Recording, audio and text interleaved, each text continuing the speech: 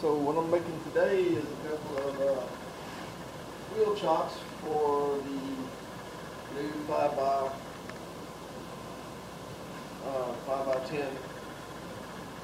teardrop camper I'm going to make. So they don't need to be like really big ones or made out of 4x4s, because if you're parking on that much of a slope, you're probably asking for it anyway. So let's start with these guys. There's some scraps I got left over of some treated wood. Knocked off these corners.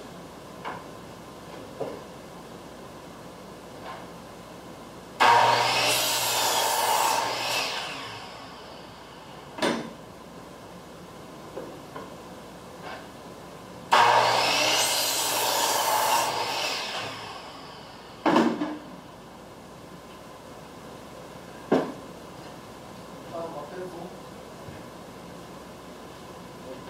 These are 1 foot long, so we're cutting a pad for 6-inch wheel chocks. What I could do is cut my 45 on before I cut them short. A little bit easier.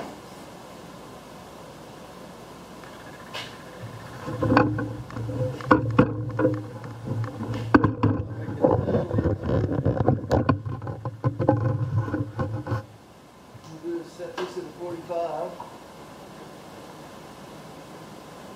Doesn't have to be a 45, but that's what I use. And then bring the blade up a little bit. Don't want it too high.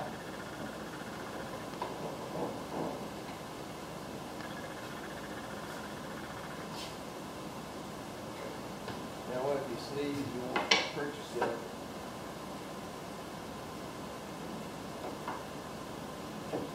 Here we go. Let's see. Watch the carnage of the wood. So maybe over a little bit.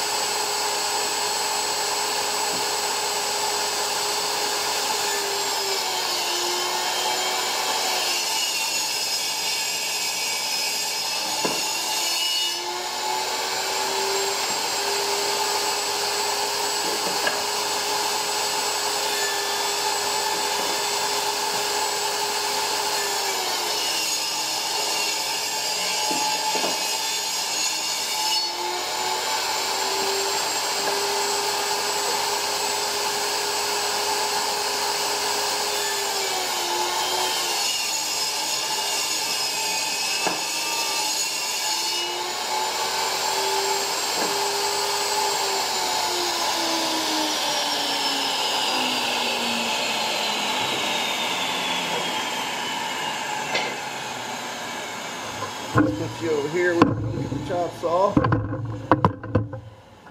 Okay, remember that mark right there, 6 inches. Line that up.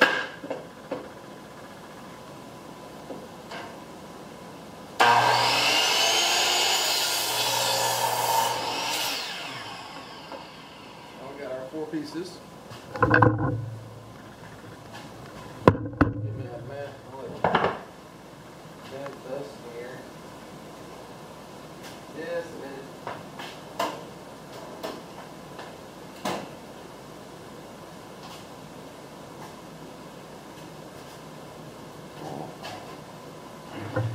And the reason I whined about the dust, that is a piece of treated lumber. You can see the dust floating in the air here or not. That's okay.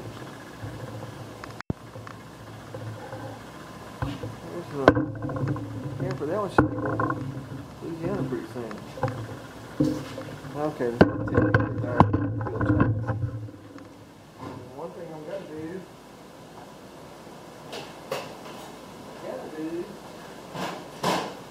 wait. get to say gonna wanna do.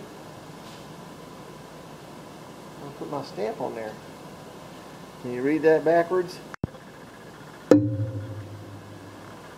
it takes a little while for this thing to heat up, so we'll plug it in over here by itself. Turn it on. So now what I want to do is, I got me 2 pieces of cord. And you can see the ends, these 3 ends here are already melted. What you want to do is melt that in so that it doesn't fray. Go ahead and get you a flame going on it. Okay, and then lay it down and just kind of do it like that. While it's cooling, don't do like this with your finger because that stuff gets on there. It's hot and then keep burning. Now what I want to do is I got me a drill bit. I made me a pilot hole to check right there.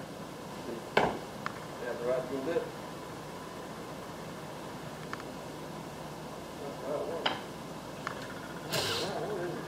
Alright, you get the right bit.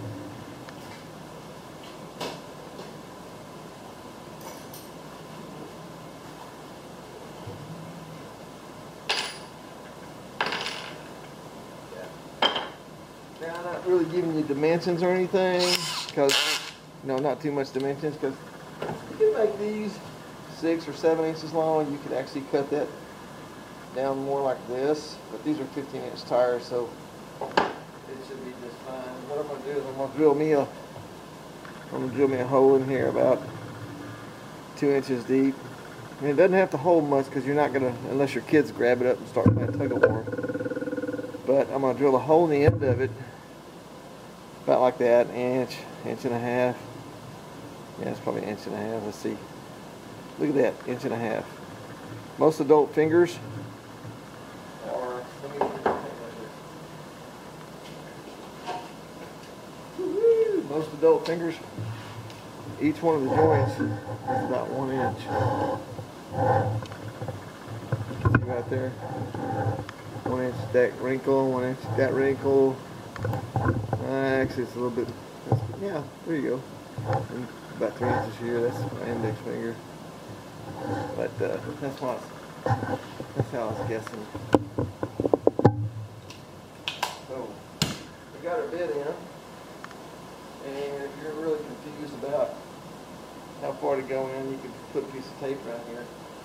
You can go further than you need to go, it doesn't really matter.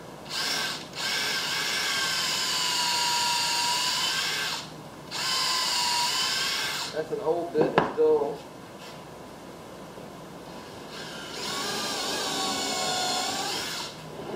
But I keep hanging on to it.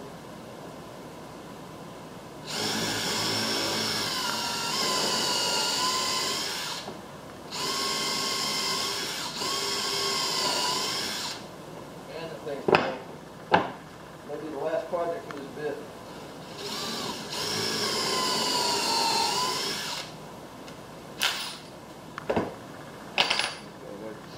Okay, so I got that. This is where I keep the cordage. See right there hanging in the blue and white bag. Right there. I'm going to probably use that same cordage to replace the pull starter in my Honda pressure washer. And what I'm going to do here, I already melted all the ends. Take that and I'm going to hold it right there so I can know about how far I want at least that much in there. If it'll go further, it'll put further in there. And what you want to do is maybe get you a hammer or a mallet.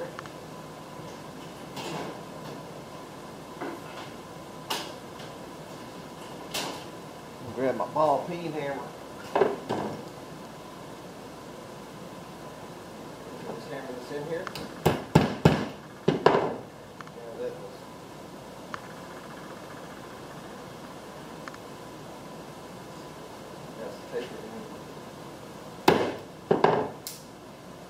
Taper right there.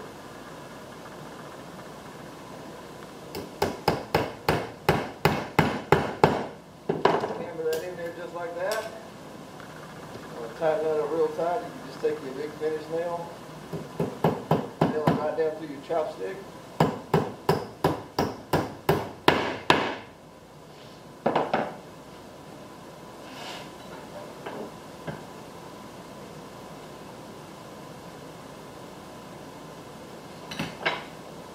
Checking my branding iron. Probably should have started it sooner. Let's get another one. Run that down in here.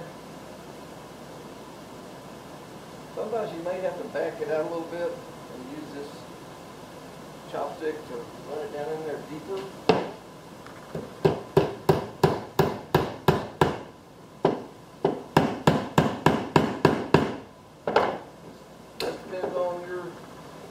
Cordage, and you find a bit that's adequate for the hole size that you've got. Then you want to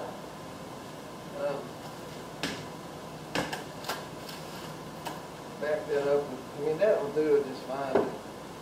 Put a little of this in there and it causes it to swell some more. You see right there. So you can see that one. It's just banging in there, and see how that chopstick's starting to split.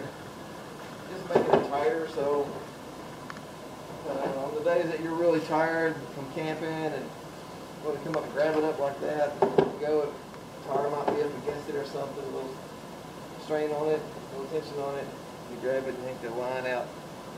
So you don't need that aggravation. Go ahead and make it tight.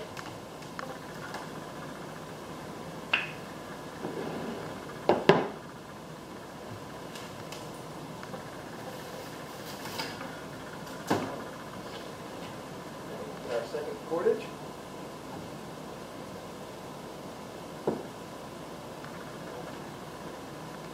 I don't know why I feel like I'm in for a rush. Guess I don't want to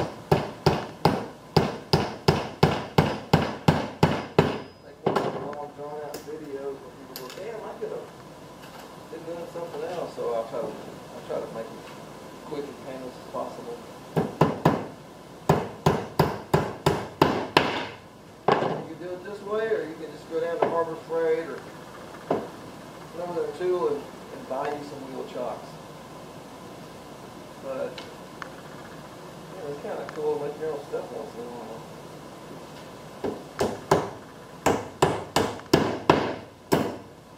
Once, like I did here, I just walked around beside the garage over there and got some old pieces of 2x4.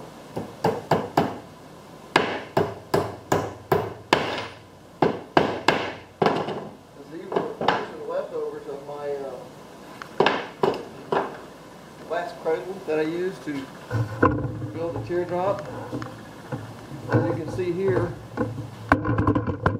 that's my new cradle for the Teardrop I'm getting ready to build, which will be a 5x10.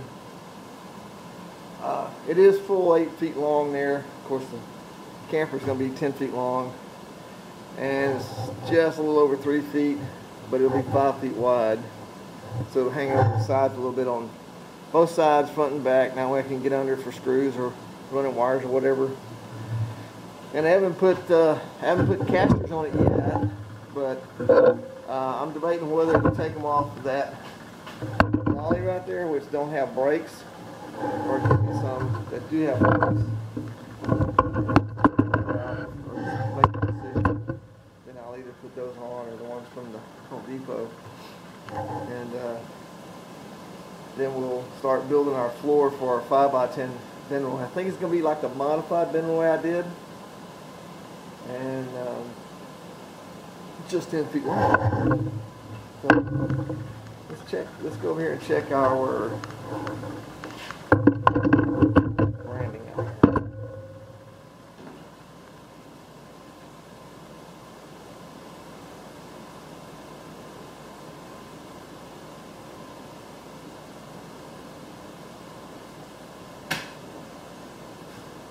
It's just, there's just barely hot enough to burn cedar. So what we'll do, I will burn my logo into these and then seal them with some polyurethane and throw them in a box. And hopefully next week we get started on our 5x10. But I do have a little bit more video of the 5x8 modified. Ooh, you know, hey, look at that, we got some smoke. Maybe we're ready. Let's take a look. Since these are for me, they don't have to be perfect. As I'm doing it for a customer, I will make it a good dark burn.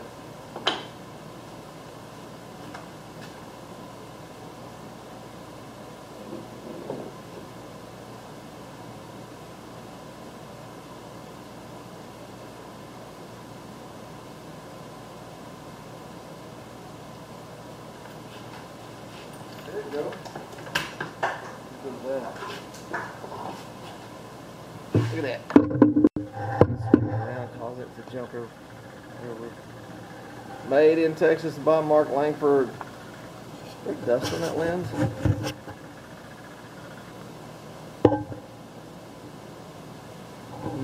Okay.